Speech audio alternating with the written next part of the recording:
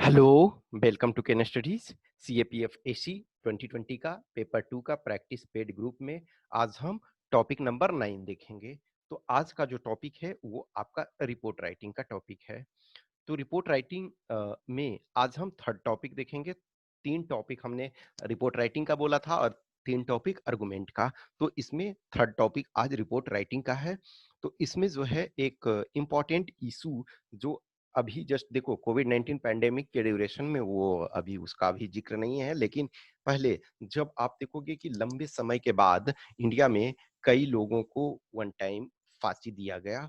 तो उसमें से जो हैंगिंग किया गया, जो निर्भया गैंगरेप केस में थे, उन लोगों को हैंग किया गया। तो उसमें से एक टर्म आया था, आप लोगों ने ध्यान दिया था, क्यूरेटिव पिटीशन। Curative petition. तो इस क्यूरेटिव पिटीशन के बारे में आज हम देखेंगे। ये जो आपको रिपोर्ट राइटिंग लिखना है वो क्यूरेटिव पिटीशन पे देखो, जो चीजें एक्चुअली देखो, ये तो है कि लंबे समय बाद और कई लोगों को साइमल्टेनियसली हैंग किया गया। और ये केस एक तरह से देखा जाए तो हमारे जुडिशियरी सिस्टम ने ऑब्वियसली इसमें टाइम लिया। 2000 आपका 2012 में घटना हुई और 2020 में उन्हें हैंग किया गया। तो आपका 8 ईयर मीन 7 ईयर प्लस हो गया।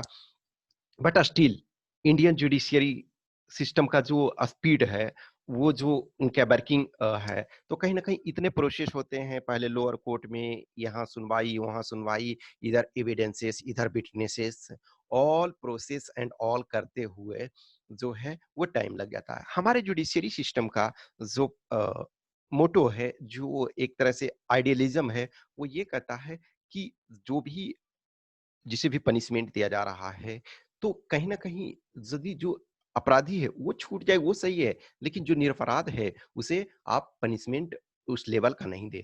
अब देखो पनिशमेंट ही नहीं दें उस लेवल का तो छोड़ दो, लेकिन पनिशमेंट नहीं मिलना चाहिए जो निरपराध है। लेकिन जस्ट इमेजिन करो कि किसी को आपने जेल में रखा, तो जेल में रखा और बाद में प्रूव हुआ कि वो गिल्टी नहीं है, तब आप उसको जो भी है कंपनसेशन पे कर सकते हो, उसे सॉरी बोल सकते हो, उसे न्यू लाइफ देने का कोशिश कर सकते हो। लेकिन जिसको आपने हैंग कर दिया, तो जिसको हैंग कर दिया तो आपको बाद में रियलाइज हुआ कि उसने एक्चुअल में गलत किया नहीं था। ये this type of cases have been seen world over. तो आप उसके पास विकल्प तो नहीं होता है ना कि आप उसकी लाइफ को वापस नहीं ला सकते हो।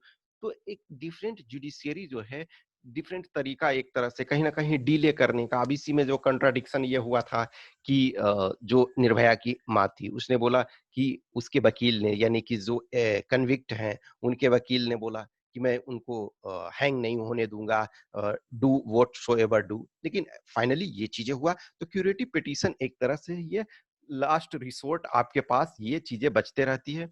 तो जो है ये रिपोर्ट लिखना है क्यूरेटिव पिटीशन। तो क्यूरेटिव पिटीशन जो एक केस था, अ, रूपा अशोक हुर्रा, रूपा अशोक हुर्रा वर्सेस अशोक हुर्रा। तो इस केस में ये 2002 का जो केस है, इसमें सुप्रीम कोर्ट ने अपने जजमेंट में क्यूरेटिव पिटीशन को एक तरह से ये नया इनोवेशन ये था। और फॉर्चुनेटली आपको ये जानना चाहिए कि केस में कौन-कौन एज ए कॉन्सल में थे। तो जो पिटिशनर, यानी कि जो पिटिशनर रूपा अशोक हुर्रा थी, उसके जो कॉन्सल थे यानी कि वकील थे, वो शांति भूषण। तो शांति भूषण जो प्रशांत भूषण जो अभी हैं, वो उनके फादर, तो वो भी अभी हैं, शांति भूषण जी हैं। 1977 में जब जनता पार्टी की सरकार बनी थी, तो उसमें वो लॉ मिनिस्टर थे और एक रिनाउंड एडवोकेट हैं। तो वो प्रशांत भूषण जी के पिता हैं, शांति भूषण जी, तो वो पिटिशनर की तरफ से फाइट कर रहे थे। और अभी के आपके जो वर्तमान अटॉर्नी जनरल हैं, के वेणुगोपाल, के के वेणुगोपाल जो थे, वो रिस्पोंडेंट की तरफ से, यानी कि अशोक हुर्रा के तरफ से ये केस लड़ रहे थे। तो उसमें ये एक जो है था, ये पति-पत्नी थे। पत्नी रूपा अशोक हुर्रा एंड अशोक हुर्रा पति। तो इसमें डाइवोर्स का केस था। उस डाइवोर्स के केस में जो कंपनसेशन और बहुत सारी चीजें चल रही थी। तो ये जो केस फाइल किया गया था, तो वो आर्टिकल 32 के तहत जो है, राइट, इनके अपने राइट के तहत। तो उसमें से क्या हुआ कि कोर्ट ने एक तरह से ये चीजें बोला कि जो भी, जिनका भी मान के चलो कि यदि रिव्यू पिटीशन, देखो एक हमारे यहाँ कोर्ट में क्या है प्रोसीजर, पहले लोअर कोर्ट में आप जाते हो, लोअर कोर्ट में ने फैसला दिया, लोअर कोर्ट से आप सेटिस्फाई नहीं होते हो, आप हाई हाई कोर्ट जाते हो, हाई कोर्ट से भी आप सेटिस्फाई नहीं होते, सुप्रीम कोर्ट से जाते हो, आप सुप्रीम कोर्ट ने जजमेंट दे दिया। सुप्रीम कोर्ट आपको केसेस शुरू से नहीं देखती है, उस ढंग से नहीं देखती है जो लोअर कोर्ट देख रही है। सुप्रीम कोर्ट देखती है कि जो प्रोसीजर था, जो केस का प्रोसीजर था, क्या वो फॉलो किया गया या नहीं। अब मान के चलो सुप्रीम कोर्ट ने भी ये कर दिया कि जो हाई कोर्ट से आया, यानी कि वो प्रोसीजर सही है, यानी लोअर कोर्ट ने किया तो हाई कोर्ट ने उसको देखा, हाई कोर्ट ने सही कर दिया, हाई कोर्ट के बाद सुप्रीम कोर्ट गया, सुप्रीम कोर्ट ने ओके कर दिया। तो जब सुप्रीम कोर्ट ने ओके कर दिया तो उसमें क्या होता है कि सुप्रीम कोर्ट के जजमेंट को ही रिव्यू पिटीशन डाला जाता है कि आप इस कोर्ट जो आपने जजमेंट दिया उसको रिव्यू करें, कि फिर से एक बार देख लें, शायद कोई गुंजाइश हो। अब रिव्यू पिटीशन भी फेल होता है, तब आपका क्यूरेटिव पिटीशन। अब देखो एक मर्सी पिटीशन होता है, तो मर्सी पिटीशन नॉर्मली क्या आपका है, वो चीजें जो होता है वो उसमें जिसका डेथ पेनाल्टी वगैरह दिया जाता है तो उसमें आपका मर्सी पिटीशन भी होता है प्रेसिडेंट ऑफ इंडिया। लेकिन ये जो आपका रूपा अशोक हुर्रा और अशोक हुर्रा केस जो 2002 का जो जजमेंट दिया गया तो उसमें जो वो था वो आपका सिविल कोर्ट था, सिविल केस, वो क्रिमिनल केसेस नहीं था, वो सिविल केसेस में इंडियन जो मैरिज एक्ट था 1955 उसके तहत वो ये प्रोविजन उस केस किया गया था। तो जब आपका रिव्यू पिटीशन भी फेल होता है तो क्यूरेटिव पिटीशन, तो आप एटलीस्ट इस चीज को जानेंगे, आप जीएस में भी इसको यूज कर सकते हैं या ऐसे वगैरह में कहीं।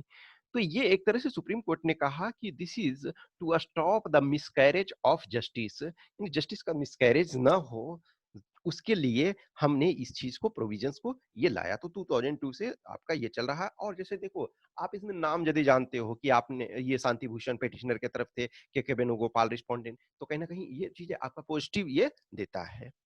तो इसमें देखो जो कोर्ट है, जो क्यूरेटिव पिटीशन को इंटरटेन करने के पहले कुछ चीजें वो देखेगी, तो इस पॉइंट्स को आपको ये जानना। To entertain the curative petition the supreme court has laid down a specific conditions, it's laid down in order the requirements which are needed in order to accept the curative petitions are: the petitioner will have to establish that there was a genuine violation of principles of natural justice and fear of the bias of the judges and judgment that adversely affected him. The petition shall state specifically that the grounds mentioned has been taken in the review petition and that it was dismissed by circulation. The curative petition must accompany certification by a senior lawyer relating to the fulfillment of the above requirement. The petition is to be sent to the three senior most judges and judges of the bench who passed the judgment affecting the petition if available. If available का मतलब हो सकता है कि पता चला कि वो जजेज रिटायर हो गए हों, ये भी तो हो सकता है ना कि जैसे 65 इयर्स का एज हुआ वो रिटायर हो गए, या फिर उस ये ड्यूरेशन में वो नहीं है। If the majority of the judges on the above bench agree that the matter needs hearing, then it would be sent to the same bench as far as possible. अब रिटायरमेंट वगैरह ये सब सारी चीजें या different engagements, the court could impose exemplary cost to the petitioner if the plea lacks merit. हाँ, ये चीजें नहीं है कि आप सिर्फ आपका कोर्ट में जो केस में मेरिट होगा तभी आप ये कर सकते हो, अदरवाइज कोर्ट जो है वो आप पर फाइन भी कर सकती है, ये चीजें कर सकती है। तो देखो ये सारी चीजें आपको याद रखने की जरूरत नहीं है, ये जस्ट आप जानते हो तो अच्छा है, नहीं जानते हो तो कोई इशू नहीं है। हर चीज देखो जो लॉ वगैरह बहुत सारी चीजें होती है, तो आप सब चीज नहीं आप जान सकते हो ना, एन नंबर ऑफ थिंग्स जो होते हैं, इतनी सारी चीजें। आज जब जस्ट इमेजिन करो कि यहाँ आप लिखने लगते हो, रूम पे आप असाइनमेंट लिखते हो तो आपके पास सारी चीजें उपलब्ध होती है, internet, books, all things are available. लेकिन एग्जाम में आपके पास सारी चीजें नहीं होती है और आप इतने एक्सेलेंट नहीं हो सकते हो, होते हो तो बहुत अच्छा बात है, नहीं हो सकते हो ये नहीं कर सकता हूँ, लेकिन मुश्किल होता है ये सारी चीजों को लिखना। तो कुछ पॉइंट्स आप यदि ध्यान है तो ठीक है, अदरवाइज नहीं है तो सिर्फ आपको केस का नाम एटलीस्ट जानते हो तो ठीक है। और ये आप जानते हो कि रिव्यू पिटीशन यदि रिजेक्ट हो गया तो to stop the miscarriage of justice, ये सारी चीजों को आप ये कर सकते हो। ये इसमें से कुछ पॉइंट्स ध्यान है तो दैट्स फाइन, आप उसको पॉइंट्स सच नहीं है तो आप कुछ चीजों को पॉइंट्स को ध्यान रखो, बाकी आप ये लिखो। ठीक है, तो इस चीज को आपको क्यूरेटिव पिटीशन पे ये लिखना है। और कुछ भी क्वेश्चंस क्यूरी है तो आप कमेंट बॉक्स में डालो। व्हाट्सएप पे संपर्क कर सकते हो, टेलीग्राम पे संपर्क कर सकते हो, जिन्हें भी टेस्ट वगैरह देना है, वो केन स्टडीज़ पे दो, जिन्हें भी क्लासेस वगैरह करना है, पेपर 1, पेपर 2 का, पेपर 1 में हम ऑब्जेक्टिव के थ्रू चीज़ों को डिस्कस कर रहे हैं, पेपर 2 में फुल सिलेबस है, तो वो कर सकते हैं। Okay, thank you.